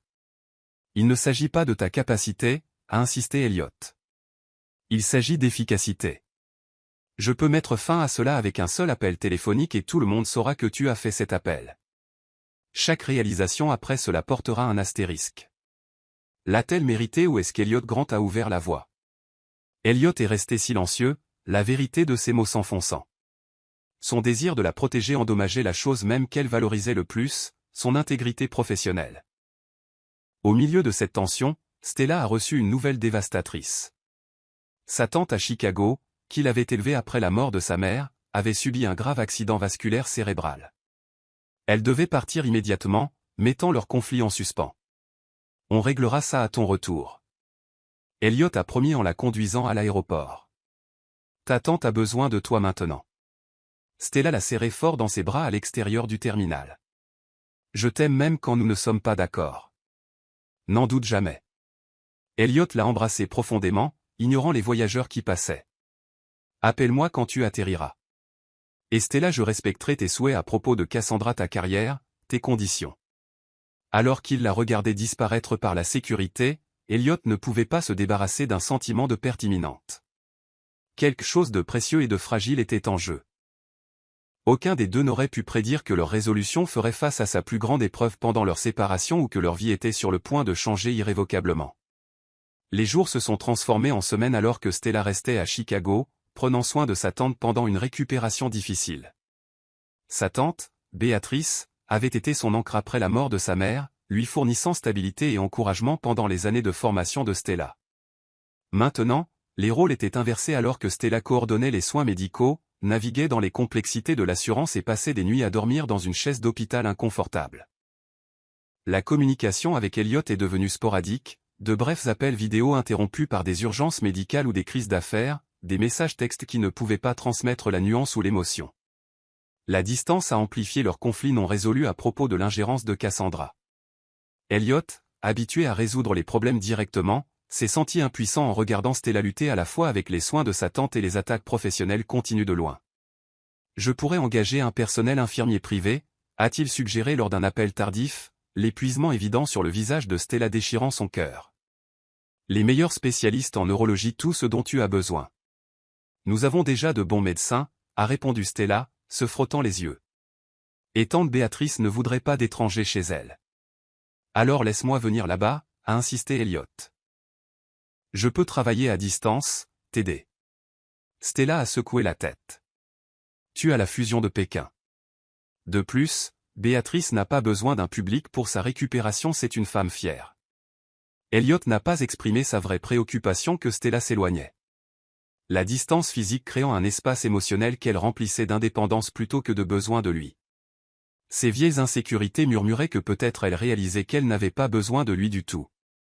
Stella, farouchement indépendante, a interprété ses offres répétées d'aide comme un manque de foi en ses capacités. Pensait-il qu'elle ne pouvait pas gérer les décisions médicales, que son diplôme de médecine ne la qualifiait en quelque sorte pas pour gérer les soins de sa propre tante? La tension des nuits sans sommeil et le souci constant rendaient la communication rationnelle de plus en plus difficile. Pendant ce temps, Cassandra a intensifié sa campagne. Lorsque son sabotage professionnel a échoué à les séparer directement, elle a eu recours à des tactiques plus directes. Elle a organisé une réunion avec Elliot, sous le prétexte de s'excuser, s'assurant qu'ils étaient vus dans un restaurant haut de gamme où les journalistes d'affaires déjeunaient souvent. « Je veux faire amende honorable », a-t-elle affirmé. Les yeux baissés et une contrition exercée. Mon comportement était inapproprié. Votre bonheur avec le docteur Lila est une source d'inspiration.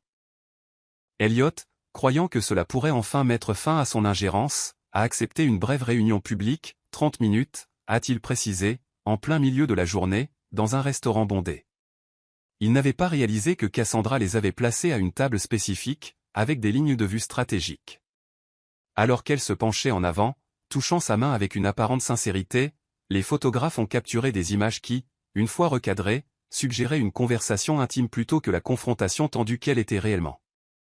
Les images soigneusement éditées ont atteint Stella par l'intermédiaire d'un anonyme bien intentionné, un message texte contenant des photos d'Elliot et Cassandra avec le message « Je pensais que tu devrais savoir ». Il retombe dans ses vieilles habitudes pendant que tu es parti. Une fois qu'il y a un modèle, il y a toujours un modèle. Stella savait qu'elles étaient manipulées. Le restaurant était l'un des restaurants qu'Elliot avait mentionné qu'il détestait, ce qui rendait peu probable qu'il l'ait choisi volontairement, mais elle ne pouvait pas supprimer la douleur. Voir Elliot avec la femme qui essayait activement de détruire sa carrière, le timing était cruel. Elle venait de recevoir la nouvelle que l'état de sa tante s'était détérioré, nécessitant une autre chirurgie. Émotionnellement épuisée, Stella a appelé Elliot, ayant besoin de son assurance. Il était en réunion du conseil d'administration et ne pouvait pas parler. « J'ai besoin de toi. » Elle a simplement envoyé un message texte.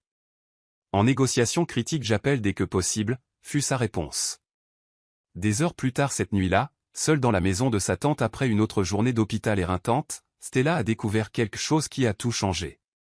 Elle était enceinte de jumeaux. Les tests à domicile ont montré 2 lignes claires confirmant ce que sa formation médicale avait déjà suspecté, la fatigue. Elle avait attribué cela au stress, la sensibilité aux odeurs, la période manquée qu'elle avait été trop occupée pour remarquer. Une échographie d'urgence, arrangée par l'intermédiaire d'une amie de l'école de médecine, a révélé non pas un mais 2 minuscules battements de cœur. La révélation l'a laissée chancelante. Leur relation, bien que profondément engagée, n'avait jamais explicitement discuté des enfants. Maintenant confrontée à la plus grande nouvelle de sa vie, alors que sa tante était gravement malade et que sa carrière faisait face à des défis sans précédent, Stella se sentait isolée et incertaine. Quand elle a finalement joint Elliot le lendemain, il était distrait, gérant une crise majeure de produits. La fusion de Pékin s'était effondrée de manière spectaculaire, emportant des millions de valeurs avec elle. Les concurrents encerclaient déjà et le conseil d'administration était en session d'urgence. « Je peux te rappeler dans 1 heure », a demandé Elliot, le bruit ambiant noyant presque sa voix. Le serveur de Londres est en panne et nous perdons des millions à la minute. Non, ça ne peut pas attendre, a insisté Stella, sa main reposant inconsciemment sur son ventre encore plat. J'ai quelque chose d'important à te dire. J'écoute, a dit Elliot. Mais elle pouvait entendre des voix en arrière-plan, des gens qui réclamaient son attention. Je suis enceinte, a-t-elle dit, le cœur battant, de jumeaux. La ligne est restée silencieuse pendant ce qui a semblé être une éternité. Stella n'a rien entendu d'autre que son propre rythme cardiaque. Avait-il raccroché? Était-il toujours là? Elliot, je suis là, a-t-il finalement répondu. Sa voix était tendue et distante. Es-tu certaine? Oui, je l'ai confirmé hier. C'est inattendu. Plus de bruit de fond, des voix urgentes l'appelant par son nom. Stella, je dois gérer cette urgence. On peut parler ce soir, vraiment parler, sans distraction? Quelque chose dans sa réponse hésitante a déclenché toutes les insécurités de Stella. Était-ce de la peur dans sa voix? De la réticence? L'avait-elle si mal interprété? Était-il comme tous les autres qui mettaient la carrière avant la relation lorsque des défis survenaient? Bien sûr, a-t-elle dit d'un ton plat. Ce soir. Lorsque le soir est arrivé, l'épuisement et la peur ont submergé son esprit rationnel. Sa tante avait pris un tournant pour le pire, l'hôpital la rappelant d'urgence. Stella a laissé un bref message à Elliot, ne peut pas parler urgence médicale avec tante Béatrice, et a éteint son téléphone pour se concentrer sur sa crise familiale. Pendant des heures, elle est restée assise dans la salle d'attente chirurgicale, son esprit tournant entre l'inquiétude pour sa tante et l'incertitude quant à son avenir.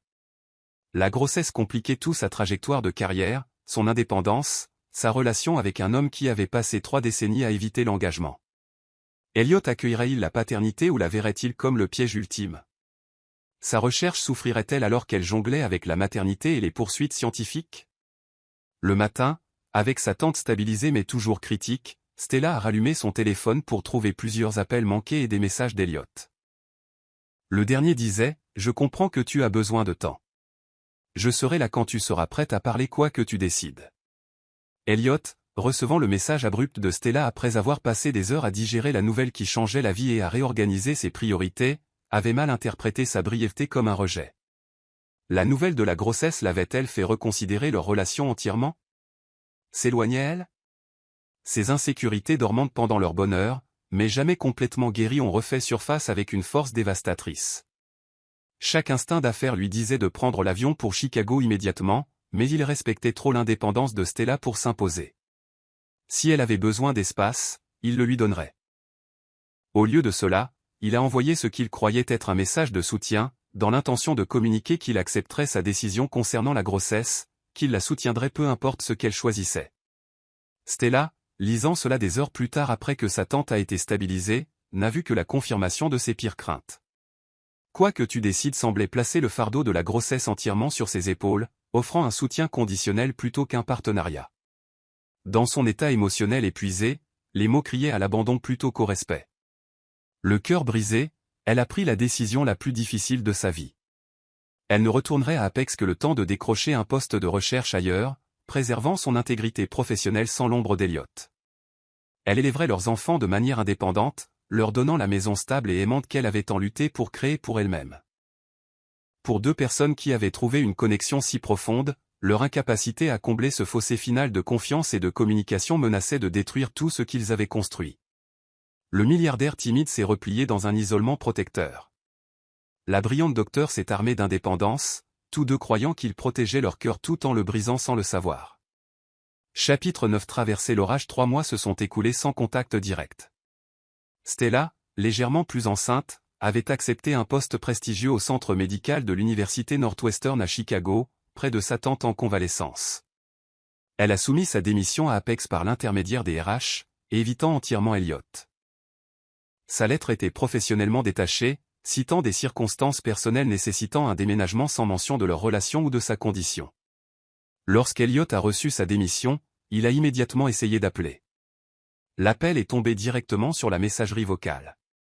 Ces messages, emails et même une lettre manuscrite n'ont reçu aucune réponse.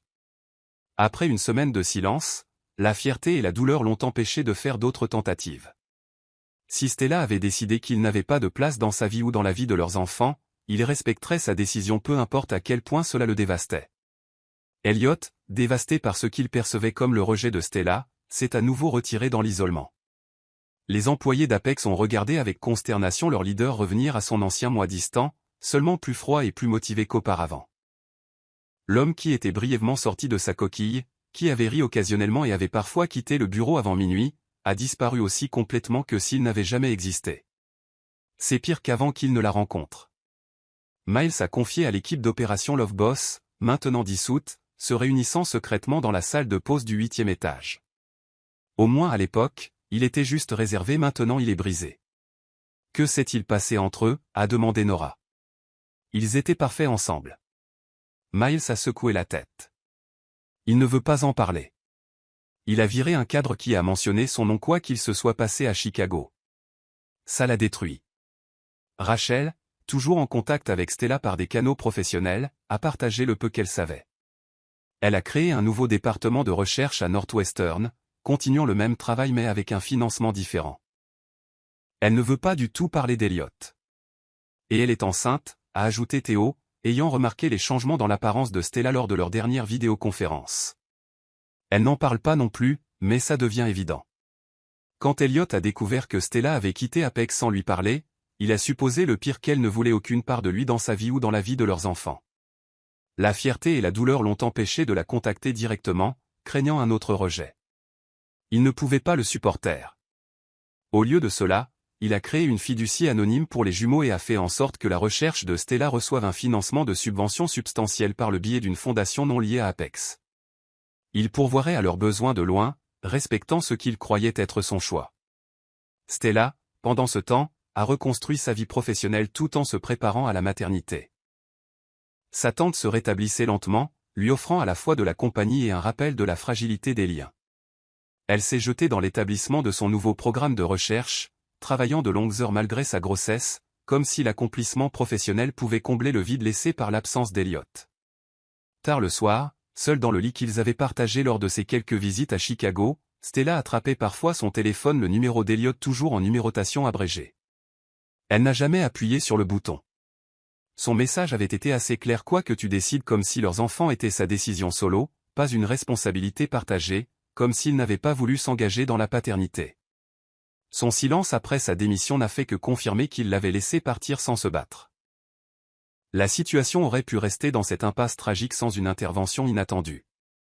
Le docteur Bennett, l'ancien adjoint de Stella, qui avait été témoin de leur relation depuis le début, s'est retrouvé incapable de regarder la souffrance inutile.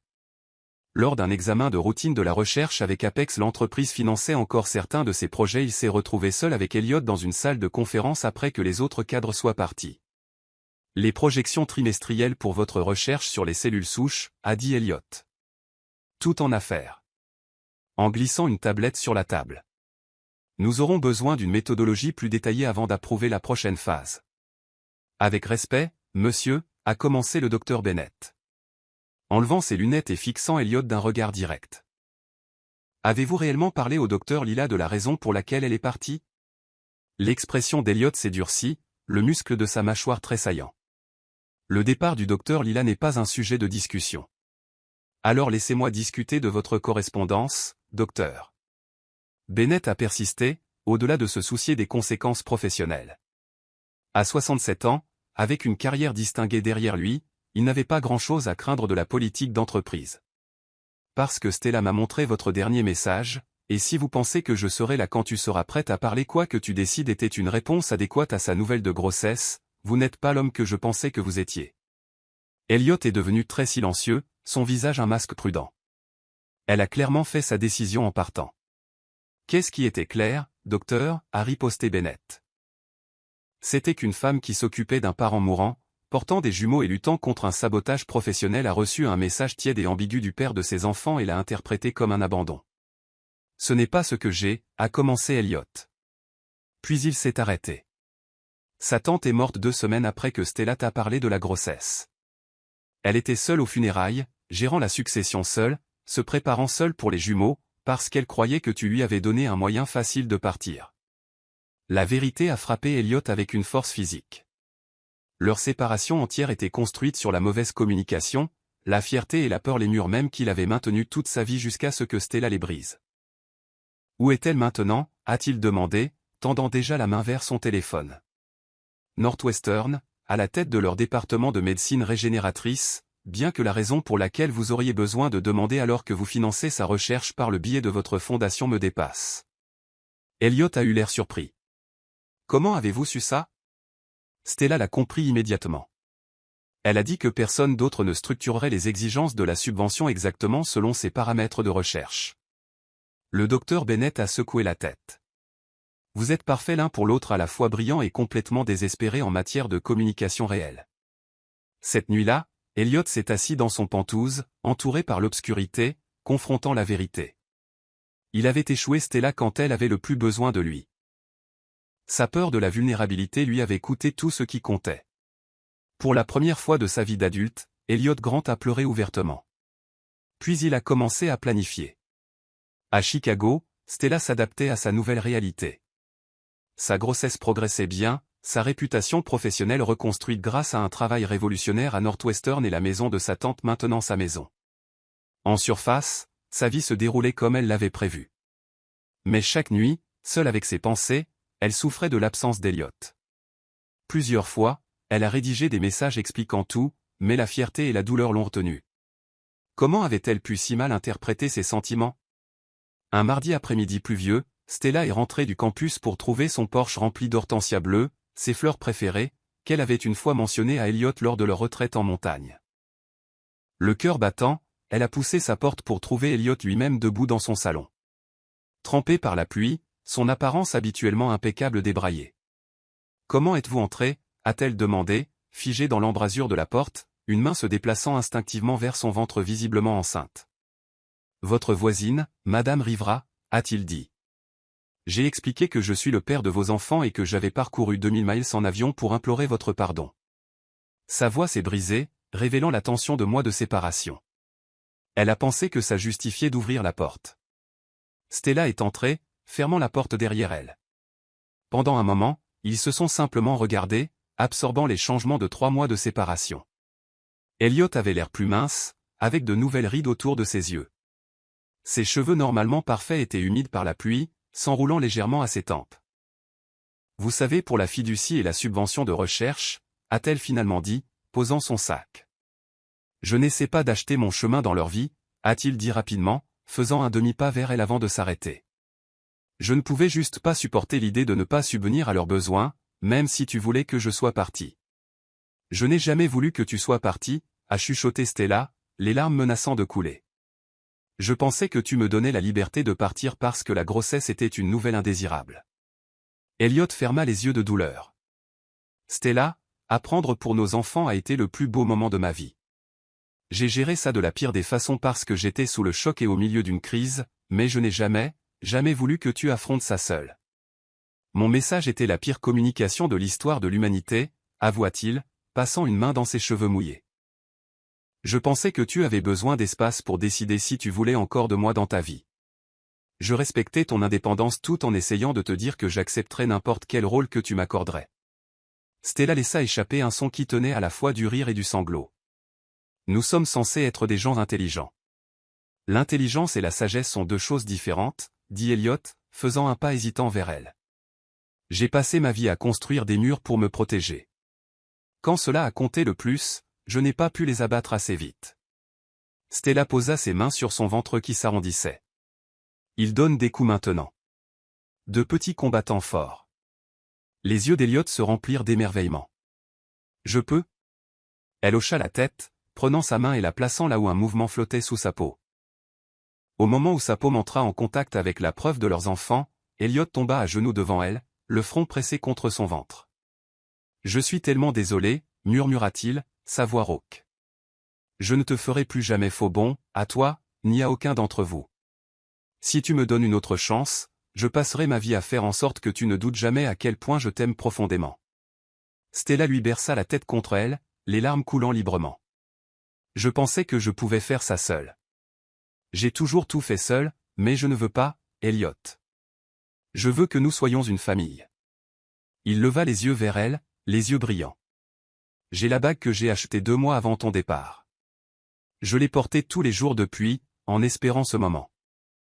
Alors qu'Elliot sortait la bague de sa poche, une émeraude éblouissante entourée de diamants, et demanda à Stella d'être sa femme, tous deux comprirent enfin que la vraie force n'était pas dans l'indépendance ou le contrôle, mais dans le courage d'être vulnérables ensemble. Oui, murmura Stella alors qu'il glissait la bague à son doigt, 1000 fois oui. Leur baiser fut un retour à la maison, une promesse, un nouveau départ. Le millionnaire timide et le brillant docteur avaient failli tout perdre par peur et par mauvaise communication. Maintenant, avec la tempête derrière eux et la clarté devant eux, ils embrassèrent un avenir qu'aucun des deux n'avait osé imaginer possible. Elliot et Stella se tenaient dans son salon de Chicago, la pluie tambourinant doucement contre les fenêtres, leur cœur battant en un rythme synchronisé après des mois de séparation douloureuse. Sa main resta sur son ventre, sentant les doux mouvements de leurs jumeaux, ses yeux remplis d'émerveillement et de détermination. « Je veux construire une vie avec toi, » dit Elliot, sa voix pleine d'émotion. Pas dans un an, pas après une planification minutieuse. Maintenant, ce soir, à cet instant. Les yeux de Stella brillèrent de larmes. « Qu'est-ce que tu dis ?» Elliot prit ses deux mains dans les siennes. « Je dis que je ne veux pas perdre une minute de plus. L'entreprise, l'argent, la réputation, rien de tout cela n'a d'importance sans toi. J'ai laissé la peur me contrôler pendant 30 ans, je ne la laisserai pas voler un autre jour. » Il s'agenouilla, sortant un écrin de velours de sa poche. À l'intérieur reposait une bague en émeraude, entourée de diamants, qui captait la lumière de la lampe et la transformait en feu dansant. La pierre verte était profonde et claire, rappelant la forêt où ils avaient d'abord reconnu leurs sentiments lors de la retraite en montagne. Ma mère biologique, n'avait qu'un seul bien de valeur, cette bague. C'est la seule chose que j'ai d'elle. Sa voix se brisa, l'émotion craquant à travers son comportement normalement contrôlé. Je l'ai gardée enfermée, tout comme mon cœur. Je veux que tu aies les deux. Stella haleta, ses doigts tremblants alors qu'il touchait le précieux héritage scintillant. La signification du geste ne lui échappa pas. Elliot, qui gardait son passé si soigneusement, lui offrait sa connexion la plus précieuse à celui-ci. Stella Lila, veux-tu m'épouser? Veux-tu construire une famille avec moi? Veux-tu me laisser me réveiller à tes côtés chaque matin et m'endormir avec toi chaque soir pour le reste de nos vies? Oui, murmura-t-elle, puis plus fort, oui. Elle le tira sur ses pieds et dans ses bras, le léger gonflement de sa grossesse s'appuyant entre eux. Je n'ai jamais cessé de t'aimer, pas un seul instant. Leur baiser s'embrasa de passion et de promesses. Des mois de désir et de douleur se transformant en un besoin désespéré. Elliot la souleva sans effort, la portant à la chambre où ils se redécouvrirent avec des mains affamées et des déclarations murmurées. Son toucher était respectueux sur son corps transformé, s'émerveillant des nouvelles courbes qui abritaient leurs enfants. « Tu es plus belle que jamais », murmura-t-il contre sa peau, traçant les changements subtils que la grossesse avait apportés. « Portant nos enfants. » Je n'ai pas de mots. Quelques heures plus tard, enlacé dans les draps, Elliot traça des motifs sur l'épaule nue de Stella. La pluie avait cessé, le clair de lune filtrant à travers les rideaux entr'ouverts pour les baigner d'une lumière argentée. Le monde extérieur semblait lointain et sans importance comparé au cocon qu'ils avaient créé. « J'ai déjà fait les arrangements, » dit Elliot, se redressant sur un coude pour la regarder. Miles gère la transition chez Apex. Tu peux garder ton poste à Northwestern ou revenir chez Apex avec une autonomie totale sur ton département, ce qui te rendra heureuse. Stella sourit contre sa poitrine, ses doigts jouant avec les rares poils. Tu as pensé à tout. Pas tout, Elliot s'assit soudainement, plein d'énergie. Le mariage, où le veux-tu? Quand? Je peux l'organiser pour la semaine prochaine, si. Stella rit, posant un doigt sur ses lèvres. Ralenti, monsieur efficacité. Certaines choses méritent du temps et de la planification. J'ai déjà perdu trop de temps, insista-t-il, capturant son doigt et l'embrassant. Je veux être ton mari avant que nos enfants ne naissent. Et je veux être ta femme, l'assura Stella, son expression devenant pensive, mais pas parce que nous nous précipitons. Parce que nous nous choisissons délibérément et complètement. Pas perdu, le corrigea Stella, posant sa main sur son ventre qui s'arrondissait. Chaque instant nous a conduits ici. À eux. À ça. Je ne changerai rien. Dans les jours qui suivirent, ils créèrent un nouveau rythme ensemble. Elliot travailla à distance depuis Chicago, transformant la chambre d'amis de Stella en un bureau à domicile rempli de technologies de pointe. Ils trouvèrent une maison victorienne tentaculaire à proximité avec un jardin pour que les enfants puissent jouer et de l'espace pour un laboratoire à domicile de pointe afin que Stella puisse continuer ses recherches pendant son congé maternité. Elliot aborda la paternité avec la même intensité concentrée qu'il appliquait aux affaires, lisant tous les livres sur la grossesse et les soins aux enfants disponibles, embauchant les meilleurs spécialistes de la grossesse de la ville et examinant personnellement les pédiatres. Stella regardait avec amusement l'homme qui évitait autrefois les liens humains interrogeait maintenant des médecins potentiels sur leur philosophie médicale. Tu sais, le taquina-t-elle après un entretien particulièrement approfondi, la plupart des gens se contentent d'une recommandation d'amis. La plupart des gens ne portent pas mes enfants, répondit sérieusement Elliot, puis il s'adoucit lorsqu'il vit son expression. Trop. Juste assez, l'assura Stella, embrassant son froncement de sourcils. J'adore le fait que tu t'investisses autant. Rappelle-toi juste que les bébés sont nés avec succès depuis des milliers d'années sans feuilles de calcul et mesures d'efficacité. Lorsque le docteur Bennett vint discuter d'une collaboration de recherche, il les trouva en train de peindre la chambre d'enfants ensemble, Elliot dans des vêtements de marque éclaboussés, Stella dirigeant les opérations depuis une chaise confortable, tous deux riant en se disputant sur les choix de couleurs. Vous êtes dégoûtant de bonheur, observa T-il avec un sourire. On rattrape le temps perdu, répondit Elliot, ne quittant pas Stella des yeux. Leur mariage se mit en place avec la même intensité concentrée qui caractérisait tout. Elliot organisa une petite cérémonie intime dans le jardin de Stella avec seulement leurs amis les plus proches. L'équipe d'opération Amour Patron arriva en avion du siège social, fière de la romance qu'elle avait aidé à faire naître, même si elle avait pris un chemin plus tortueux que prévu. Le matin du mariage, Elliot se tenait dans la chambre d'amis qui était devenue son domaine temporaire, ajustant sa cravate avec des doigts inhabituellement nerveux. Miles le regardait avec amusement. Je t'ai vu négocier des accords de milliards de dollars sans transpirer, observa son assistant. Pourtant, un simple mariage te fait trembler. Ces accords n'avaient pas d'importance, répondit simplement Elliot. Ça, oui. Stella, radieuse dans une simple robe blanche qui mettait en valeur sa grossesse de 7 mois, portait un bouquet d'hortensia bleu alors qu'elle marchait vers Elliot sous une arche de rose blanche. Sa tante Béatrice regardait fièrement depuis un fauteuil roulant, sa convalescence se poursuivant régulièrement. Elliot attendait sa fiancée, paraissant plus jeune et plus vivant que quiconque ne l'avait jamais vu. J'étais mort à l'intérieur jusqu'à ce que je te rencontre, promit Elliot, sa voix portant clairement jusqu'à leur petit rassemblement. Tu n'as pas seulement vu mon potentiel, tu m'as vu, moi, les parties brisées et tout le reste, et tu m'as montré que la vulnérabilité n'est pas une faiblesse, mais la plus grande force. Stella, les yeux brillants, répondit avec une passion égale. Tu penses que je t'ai sauvé, mais tu m'as aussi sauvé. De me cacher derrière mon travail, de penser que la réussite pouvait remplacer les liens. Tu m'as appris que le vrai partenariat ne diminue pas l'indépendance, il l'amplifie en quelque chose de plus grand que ce que l'un de nous pourrait être seul. Alors qu'ils échangeaient leurs anneaux, un frémissement de mouvement fit halter doucement Stella. Prenant la main d'Elliot, elle la plaça sur son ventre où l'un des jumeaux donnait des coups de pied vigoureusement. Ils applaudissent, murmura-t-elle.